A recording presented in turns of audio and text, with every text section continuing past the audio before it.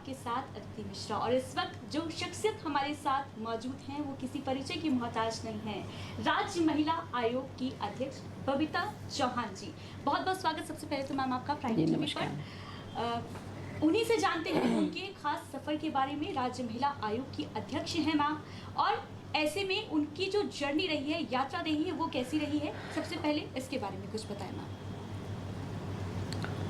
हाँ मैम, मैं चाहूँगी कि आप अपने थोड़े एजुकेशनल बैकग्राउंड से लेकर अब तक का जो सफ़र रहा है, बचपन से लेकर एक अध्यक्ष पद की जिम्मेदारी, क्योंकि बहुत बड़ी जिम्मेदारी अभी आपके हाथ में है, राज्य महिला आयोग की कमान जिम्मेदारी जो है वो आप संभाल रही हैं। कितना महत्वपूर्ण इस पद को मानती हैं सबसे पहले तो, क्योंकि आपके ऊपर बहुत सारे दायित्व हैं, महिलाओं के सशक्तिकरण से लेकर महिलाओं के खिलाफ जो अत्याचार है उनमें कमियां, इसको लेकर भी बखूबी निर्वहन आपको करने की जिम्मेदारी दी गई है।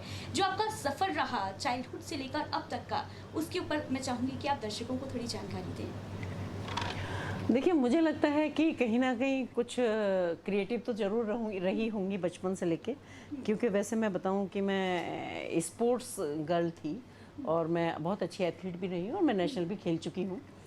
तो उसके बाद फिर वो पढ़ाई का सिलसिला ये सारा रहा, तो कई बार स्पोर्ट्स में जाना चाहती थी, तो लेकिन शायद ये कहते हैं कि होए वही जो राम रच रखा, कि आपकी डेस्टिनी में क्या है, वहाँ से बैक हो गई। फिर उसके बाद मैंने जैसे पॉलिटिकल साइंस से मैंने MA किया, फिर उसके बाद मैंने लॉ किया, तो जुडिशरी में जाना चाहती थी लेकिन वो भी नहीं हो पाया।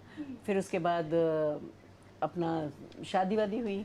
शादी के बाद फिर ये था कि हाँ, क्योंकि नेचर वैसा था और फैमिली बैकग्राउंड भी वैसी थी, हस्बैंड भी फिर वैसे ही थे, तो सोशल इन्वॉल्वमेंट मेरा बहुत रहा। और शायद सोशल इन्वॉल्वमेंट की वजह ही ये है कि आज मैं जो भी कर पा रही हूँ, या जो महिला आयोग में है, या जो पॉलिटिक्स में मैंने इतना लंबा सफ़र, क्योंकि फिर मैंने पॉलिटिक्स ज्वाइन किया, फिर उसके बाद मैं क्षेत्रीय अध्यक्ष रही, फिर प्रदेश उपाध्यक्ष भी रही।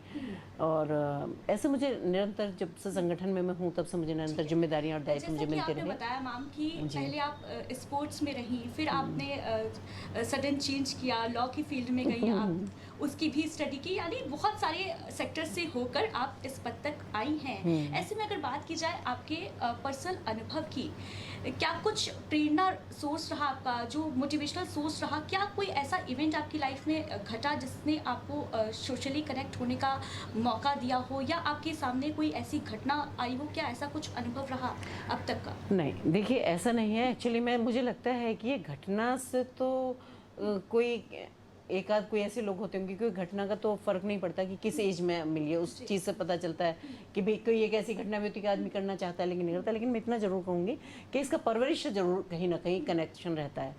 तो जैसे मैं अगर अपनी परवरिश की बात करूँ, तो बचपन से ही मुझे मेरे डैडी ने, मुझे अकेली थी, बहुत लाडली थी, तो उन्होंने हमेशा मुझे लड़कों की तरह मेरी परवरिश की, और उन्होंने हमेशा मुझे सपोर्ट किया कि मैं कैसे आगे बढ़ूँ। और जो दूसरा ये था कि जैसे कोई भी मुझे स्टोरी सुनानी है तो वो हमेशा ना वो मोटिवेट करने वाली, जैसे कि उस टाइम पे किरण बेदी थी, तो वो फर्स्ट IPS थी, तो उनकी बातें बताना, या अगर राजनीति की बात करें तो हमारे टाइम पे इंदिरा गांधी प्रधानमंत्री थी, तो उनकी बातें बताना, या फिर अगर ये देखना था कि भाई आपको कैसे अपने आप को सेफ भी करना है, तो मतलब इस तरह की जो प्रेरणादायक कहानियाँ थी वो हमारे सामने आती थी। तो स्पोर्ट्स की बात आती थी तो PT उषा का नाम लिया जाता था। उस वक्त PT उषा वर्ल्ड कप जीती थी, जिस बार जब मैंने शायद 10th किया था उस साल। तो ये सारे जो मोटिवेशन मुझे मिलते रहे लगातार फादर की तरफ से। दूसरा फिर जब बड़ी हुई, तो क्योंकि जब तक पढ़ी, जब तक कॉलेज और स्कूल लाइफ रही, तब तक डैडी का बहुत सपोर्ट रहा। उन्होंने हमेशा लीग से हट के मुझे करने के। कहा जाता है कि बेटियां पापा की परियां होती हैं, बेटियां जो है पापा के लिए बेहद खास होती हैं, और माँ बाप अपनी बेटियों को आगे बढ़ने में सहयोग करते हैं। लेकिन कई बार ऐसा देखा गया है कि जब बेटियां ससुराल चली जाती हैं तो उनके जो सपने हैं, जो उड़ान भरने की उनकी क्षमता है, उस पर कहीं ना कहीं ब्रेक लगता हुआ नजर आता है। लेकिन मैं ये बिल्कुल यही बात बताना चाहूँगी, हाँ यही बताना चाह रही थी मैं आगे। तो उतना टाइम डैडी के साथ निकला। उसके बाद जब मेरी शादी हुई इत्तेफाक से, कि मुझे हस्बैंड बहुत अच्छे मिले, हस्बैंड के साथ साथ इत्तेफाक से जो उनके फादर थे वो भी मुझे इतने सपोर्टिंग नेचर के मिले कि वो हमेशा कहते थे कि जैसे घर में शादी होकर जाती हैं कुछ भी। मुझे ध्यान है कि जब मैं पहली बार उनके घर में शादी होकर गई, तो मैं कुछ ऐसे जैसे होता है कि भाई मैं भी कुछ जिम्मेदारी संभालूं, तो उन्होंने कहा नहीं, तुम्हारा फील्ड ये नहीं है, तुम्हारा फील्ड कोई और है। तो मतलब ऐसी मुझे ससुराल भी मिली। तो इनके भी जो मम्मी पापा थे, मेरे mother in law father in law, मुझे घर में बहुत प्यार मिला, और मुझे ऐसा कभी लगा ही नहीं कि मैं ससुराल में हूँ। और पीछे से अगर मैं बात करूं, क्योंकि जब तक हस्बैंड का सपोर्ट नहीं होता तो महिलाएं आगे नहीं बढ़ पाती हैं। तो मुझे फैमिली के साथ साथ मेन जो सपोर्ट था वो जितेंद्र जी का मिला। तो वो मुझे चाहे हर तरह का सपोर्ट चाहिए था, क्योंकि फाइनेंशियली भी चाहिए था और मॉरली भी चाहिए था। तो उनका सपोर्ट मुझे बहुत मिला, और मिला ही नहीं, आज तक भी मेरे साथ है। और शायद यही वजह है कि उनका इतना ब्लाइंड सपोर्ट जो मेरे साथ है, उसकी वजह से मैं आज इतना कॉन्फिडेंस के साथ अपनी सारी जिम्मेदारियों का निर्वहन में आगे करती यानी चली ये आ कहा रही हूँ। जा सकता है कि जो एक धारणा बनी हुई है सोसाइटी की कि एक पुरुष की सफलता के पीछे महिला का हाथ होता है, आपका केस अगर देखा जाए तो इससे उलट है। आप क्या ये मानती हैं कि आपकी सफलता के पीछे आपके हस्बैंड का एक बेहद अहम रोल? देखिए, मैं बताती हूँ क्या है कि पहले जब महिलाएं थीं वो इसलिए बना दिया जाता था क्योंकि महिलाओं की सिर्फ एक जिम्मेदारी समझी जाती थी कि इनको घर में ही काम करना है। असफल व्यक्ति के पीछे कि घर में लड़ाई झगड़ा ना हो, पति को टाइम पे खाना दे दें, उनको सही से बना के तैयार करा के अपना ऑफिस भेज दें, तो वो सफल पति हो गया। और घर में लड़ाई झगड़े होते हैं तो वो नहीं कर पाता। लेकिन आज का दौर वो नहीं है। मैं कहती हूँ महिला और पुरुष दोनों एक दूसरे के पूरक हैं। अगर दोनों ही बाहर निकले हैं और किसी फील्ड में जाना चाहते हैं तो दोनों को ही एक दूसरे का सपोर्ट बहुत ज़्यादा ज़रूरी है। तो मैं अपना भी कहूँगी कि अगर जितेंद्र जी आज इस चरम पे हैं वो कि वो इंटरनेशनल को रिप्रेजेंट कर रहे हैं, और वो प्रभु की कृपा से कि बहुत बड़ा नाम है, मैं तो टचवुड करती हूँ, ये सिर्फ ईश्वर की कृपा है। और तो ये मुझे लगता है कि इसमें भी कहीं ना कहीं मैंने भी सेक्रीफाइस किया ही है कि भाई जब मुझे लगा, क्योंकि जब हमें ये पता है कि भाई जो सामने वाला कर रहा है वो अच्छा कर रहा है, तो मुझे लगता है कि जब तक सपोर्ट नहीं करोगे तब तक आगे बढ़ना संभव नहीं है। तो महिला हो या पुरुष हो, दोनों को एक दूसरे का सपोर्ट करेंगे तभी वो आगे निकल बड़ी सकते बात हैं। आप कह रहे हैं कि महिला हो चाहे पुरुष हो, दोनों को एक दूसरे का बिल्कुल, सपोर्ट जो है वो बिल्कुल। करना बेहद आवश्यक होता है। ये तो आपकी पर्सनल जर्नी की हम बात कर रहे थे, लेकिन अगर हम अभी के एक्सपीरियंसेस की बात करें, क्योंकि केसेस की मामलों की भरमार है और उसके पीछे कहीं ना कहीं एक वजह ये भी निकल कर सामने आती है कि मनमुटाव हो जाता है हस्बैंड वाइफ के बीच। ऐसे तमाम केसेस आपके सामने आते होंगे, कैसे डील आउट कर रही हो और राज्य महिला आयोग जो है वो किस तरीके से काम कर रहा है? देखिए, बिल्कुल सही बात है, क्योंकि मुझे इस काम को भी करने में इसलिए परेशानी नहीं हो रही क्योंकि मैंने सोशली बहुत काम किया है। और अभी आपने कुछ देखा भी यहाँ की सुन के, कुछ ईश्वर की भी कृपा है कि समझ आ जाता है कि कहाँ किसका क्या फॉल्ट है। लेकिन हम कोशिश ये करते हैं, अगर राज्य महिला आयोग की बात की जाए, कि हम कोशिश करते हैं कि परिवार टूटे नहीं, ज़्यादातर बने रहें। तो हमारे यहाँ जितने भी आते हैं लोग, हम दोनों हस्बैंड वाइफ को बुलाते हैं। हम कभी भी एक पक्ष को नहीं सुनते, उसमें हमेशा दोनों को बुलाते हैं, हस्बैंड को भी और वाइफ को भी। तो जब हम उन दोनों को बुलाते हैं तो दोनों में बहुत सारी चीज़ें ऐसी होती हैं जो बहुत छोटी छोटी सी चीज़ें होती हैं, और जिनको साथ बैठ कर डिस्कस करते हैं तो उनको सॉल्व भी कर दिया जाता है। तो कितने सारे हस्बैंड वाइफ ऐसे होते हैं जिनको हम एक दूसरे से मिठाई खिलवाते हैं और यहाँ से वापस भेज देते हैं, राइट। दूसरी बात यह है कि जब हमें ये पता है कि अगर इसमें कोई महिला है, उसको न्याय नहीं मिल रहा है, मैंने आपको बताया कि हम दोनों को ही बुलाते हैं, चाहे वो लड़का हो या लड़की हो। तो ये कोई नहीं कह सकता हमसे कि हमें नहीं सुना गया और एक फैसला एक तरफ से हो गया। हम दोनों को, अगर लड़की की भी गलती है तो हम ऐसा नहीं कि हम लड़की को सपोर्ट, हम लड़के को भी सपोर्ट करते हैं। तो हमारे यहाँ बहुत अच्छी और बहुत सबसे बड़ा प्रश्न है वो ये है, आज के दौर की अगर बात की जाए, आज भी कई लोग ऐसे हैं, कई वुमेन्स ऐसी हैं, कई महिलाएं ऐसी हैं जो प्रताड़ित होती हैं घर में, लेकिन उनके पास ये जानकारी नहीं होती है कि वो कहाँ जाए अपना मामला लेकर, कैसे अप्लाई करें, कैसे महिला आयोग तक अपनी बात रखने के लिए पहुंचे उनके पास, क्योंकि कोई सोर्सेस नहीं होते हैं। उनको क्या सजेशन देना चाहिए? बिल्कुल सही, बहुत अच्छा सवाल है ये।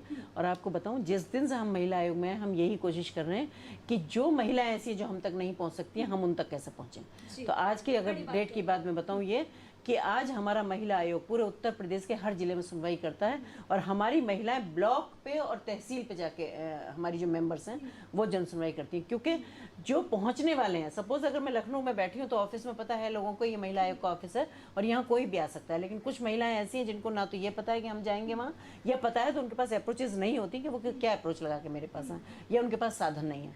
तो हमने ये एक अपना स्लोगन भी दिया हुआ है कि महिला आयोग आपके द्वार।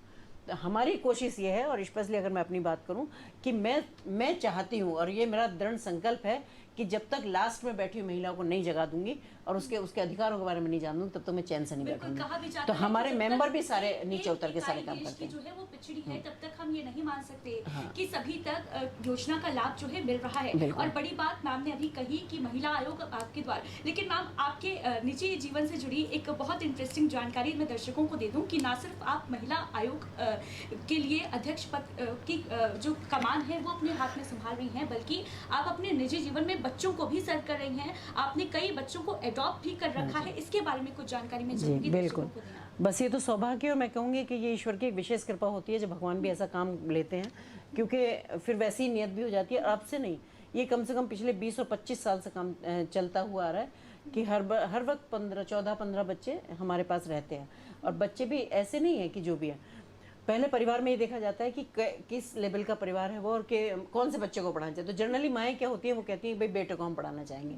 तो जितेंद्र जी कहते हैं, जो मेरे हस्बैंड, वो कहते हैं अगर बेटी होशियार है मैं उसको लूँगा, चाहे वो बेटी है चाहे वो बेटा है। जो बच्चा अच्छा होशियार होता है उसको लेते हैं और फिर उसको जहाँ तक भी जितनी पढ़ाई करनी है उसकी, मतलब मैं आपको बताना चाहूँगी कि इनके एडॉप्ट किए हुए बच्चे, जिसमें IIT में भी निकले हैं बच्चे और MBBS भी कई सारे बच्चे कर चुके हैं, स्कॉलरशिप पे बच्चे अमेरिका तक इनकी स्टडी कर रहे हैं। तो ये बताते हुए बहुत अच्छा लग रहा है, क्योंकि कई बार ऐसा होता है, क्योंकि कहा भी जाता है वैसे भी कि प्रतिभा हमेशा अभाव में पलती है। तो कई बार ऐसा होता है कि बच्चे बहुत टैलेंटेड होते हैं और माँ बाप के पास उतना पैसा नहीं होता। लेकिन आज तो फिर भी मैं कहूँगी कि अगर बेटियों की बात की जाए, कि आज अगर उत्तर प्रदेश सरकार की बात करें या केंद्र सरकार की बात करें, कि आज इतनी योजनाएं हैं बेटियों के लिए कि जहाँ अगर सरकारी योजनाओं का लाभ भी ठीक से पहुँच जाएगा तो मुझे लगता है कि आज कोई बेटी बगैर पढ़े लिखे नहीं रहेगी। कोई बेटी आत्मनिर्भर बनने से उसको कोई नहीं रोक सकता। तो ये बहुत अच्छी चीज़ है। बेटियों को आत्मनिर्भर बनाने के लिए सरकार तमाम योजनाएं बहुत सारी योजनाएं, और कोई बेटी आत्मनिर्भर बनने से चूक नहीं सकती। प्रदेश या केंद्र सरकार की योजनाओं की बात हम कर रहे हैं, लेकिन आज के दौर में भी देखा जा रहा है कि बेटियों को अधिकतर लोग जो हैं, कई ऐसे लोग हैं जो बेटियों को बेटों से कम समझ रहे हैं, उनको क्या कुछ सजेशन देना चाहेंगी? देखिए, मुझे तो नहीं लगता कि अब प्रत्यक्ष को प्रमाण की जरूरत नहीं है। अगर मैं बेटियों के बारे में बात करूं तो आज बेटियां आंगन से लेकर अंतरिक्ष तक की बातें कर रही हैं, तो अब वो दौर तो नहीं है। पर फिर भी कहीं पहले ऐसा होता था, एक्चुअली बेटियों को कम इसलिए समझा जाता था, पहले दहेज प्रथा बहुत थी, लड़कियों के पढ़ने लिखने के साधन नहीं थे, लड़कियों को बाहर निकलना मुश्किल होता था, वातावरण बहुत असुरक्षित था। इसके लिए मैं अपने उत्तर प्रदेश सरकार का तो जितनी तारीफ करूं उतना कम है। आप देखते ही हैं कि आज महिलाओं के लिए और बेटियों के लिए पढ़ने से लेकर नौकरी तक की सारी सुविधाएं, पहली बात तो सरकार की योजनाएं इतनी हैं, दूसरा ये है कि वातावरण इतना सुरक्षित है कि अगर बेटियां चाहें कि वो कुछ भी कर सकती हैं, मतलब वो पढ़ भी सकती हैं, पढ़ के नौकरी भी कर सकती हैं और जो चाहें वो कर सकती हैं। इतना बड़ा फील्ड आज उनके पूरे हिंदुस्तान में मिला हुआ है। तो मुझे लगता है कि अब वो वाली बात नहीं है, क्योंकि अब दहेज प्रथा भी उतनी नहीं है।